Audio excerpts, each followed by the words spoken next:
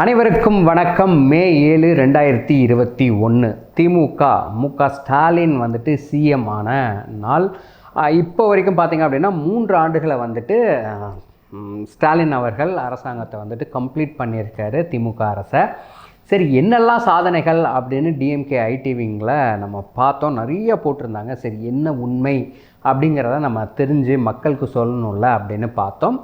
இதில் DMK IT wing எப்போவுமே பார்த்திங்கன்னா அவங்களே ஒரு பதிவு போடுவாங்க, அதுக்காக ஃபேக்ட் செக்கை அவங்களே பண்ணிவிடுவாங்க. சரியா? அந்த வகையில் சிஎம் ஒன்று சொல்லியிருக்காரு, போஸ்ட்டாக ஒன்று போட்டிருக்காங்க. எது உண்மை? புள்ளி விவரத்தோட டிஎம்கே ஐடி விங் சொன்னால் மக்கள் நம்பிடுவாங்கங்கிற ஒரு மன தைரியத்தில் இந்த மாதிரியான பதிவுகளை போடுறது நமக்கு கிளியர் கட்டாக தெரியுது. சரி, முதல்வர் அவர்கள் என்ன பேசியிருக்காரு அப்படிங்கிறத பார்த்துருங்க. 1,15,00,000 சகோதரிகள் உரிமையோடும் பாசத்தோடும் சொல்ற கிராம பொருளாதார அதை உயர்த்துகிற கலைஞர் மகளிர் உரிமை திட்டம் பார்த்தீங்களா? சரி, முதல்வர் அவர்கள் எவ்வளவு தொகை சொல்லியிருக்காரு அப்படிங்கிறத நீங்கள் பார்த்தீங்க. அதுவே டிஎம்கே ஐடி விங்கில் தான் அதையும் போட்டிருக்காங்க. சரி, ஐடி விங் ஒரு போஸ்ட்டு தனியாக போட்டிருக்காங்க, அதில் எவ்வளோ தொகை அப்படிங்கிறத பாருங்கள். அதாவது மகளிர் உரிமை திட்டத்தில் கலைஞருடைய மகளிர் உரிமை திட்டம் அப்படின்னு எல்லாத்துக்கும் 1000 ரூபா அப்படின்னு சொல்லிட்டு, ஆனால் கொடுக்காம தகுதி இருக்கிறவங்களுக்கு அப்படின்னு சொல்லி தகுதியுள்ள மகளிரை தேர்ந்தெடுத்து கொடுத்தாங்க இல்லையா? அதுடைய புள்ளி விவரத்தை தான் முதல்வர் அவர்கள் சொன்னாங்க. 1,15,00,000 அப்படின்னு சொன்னாரா?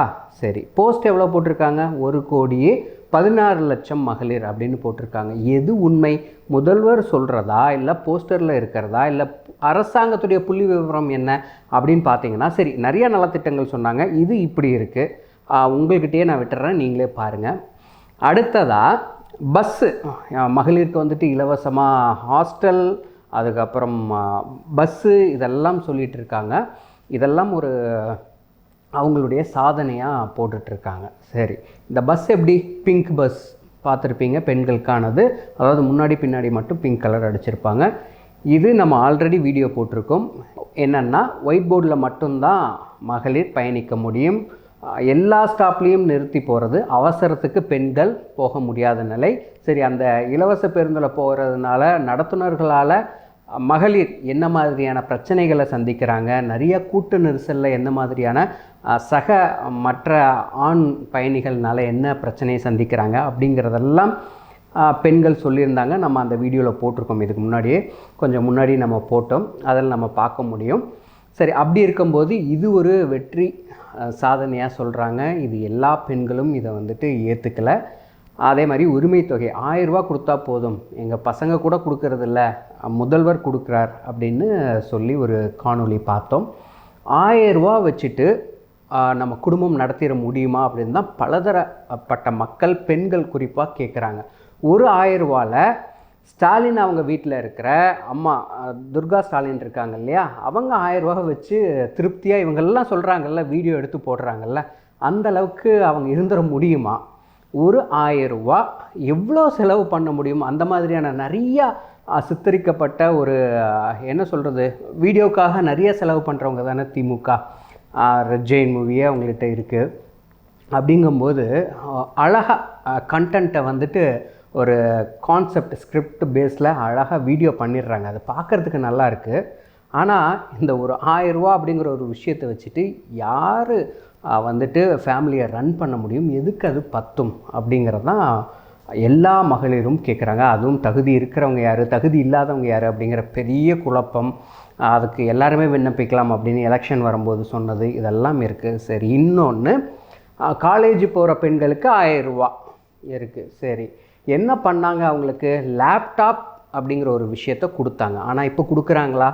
இல்லை. இதுக்கு முன்னாடி அரசாங்கம் கொடுத்துட்டு இருந்தாங்க. லேப்டாப்பை கட் பண்ணிவிட்டு 1000 ரூபாவை கொடுக்குறாங்க. அதுலேயும் இவங்களுக்கு சேவ் தான் பண்ணியிருக்காங்க அரசாங்கத்துக்கு. இது வந்துட்டு ஒரு பயனுள்ள ஒரு விஷயமாக வந்துட்டு காலேஜ் போகிற பெண்களுக்கு இல்லாமல் தான் இருக்குது அப்படிங்கிற ஒரு கருத்தும் மாணவிகள் சொல்கிறாங்க. இப்போல்லாம் இருக்கும்போது இவ்வளோ சாதனைகள் 3 வருஷத்தில் பண்ணிட்டாங்க அப்படின்னு சொல்கிறாங்க. இது எல்லாமே வந்துட்டு நம்ம பார்க்க வேண்டியது இருக்குது.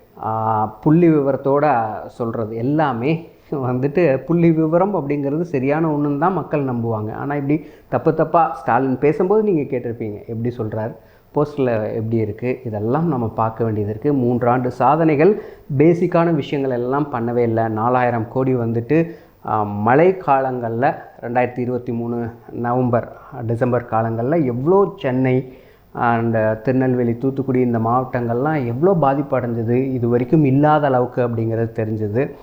ஆனால் தூர்வாரி பராமரிக்கிறதுல நாங்கள் முன்ன நின்று பண்ணியிருக்கோம் அப்படின்னு சாதனைகளில் அதையும் சொல்கிறாங்க. இலவச பேருந்து பயணத்தை சொல்கிறாங்க. இந்த மாதிரி எல்லாம் இருக்குது. இதெல்லாம் ஒரு பேசிக்கான ஒரு விஷயம், ஒரு அரசாங்கம் பண்ண வேண்டிய விஷயம். இதெல்லாம் சாதனைன்னு சொல்கிறதுக்கு திமுக மட்டும்தான் முடியும் அப்படிங்கிறது தான் மக்கள் பார்வையில் இருக்குது. அதனால் இதெல்லாமும் சரியாக போய் சேரலை, பேசிக்கான விஷயங்களும் சரியாக போய் சேரலை அப்படிங்கிறது தான். ஏன்னா தேர்தல் வாக்குறுதியில் அனைத்து மகளிருக்கும் 1000 ரூபா அப்படிங்கிறது தான் சொன்னாங்க. தகுதி இருக்கிறவங்களுக்குன்னு சொல்லவே இல்லை. அதை நம்பி தான் மக்கள் எல்லோரும் வாக்களித்தாங்க. ஆனால் வந்ததுக்கப்புறம் இந்த மாதிரி தகுதியுள்ள பெண்களுக்குன்னு, தகுதியுள்ள பெண்கள் யார் அப்படின்னு தேர்ந்தெல்லாம் எடுத்தாங்க.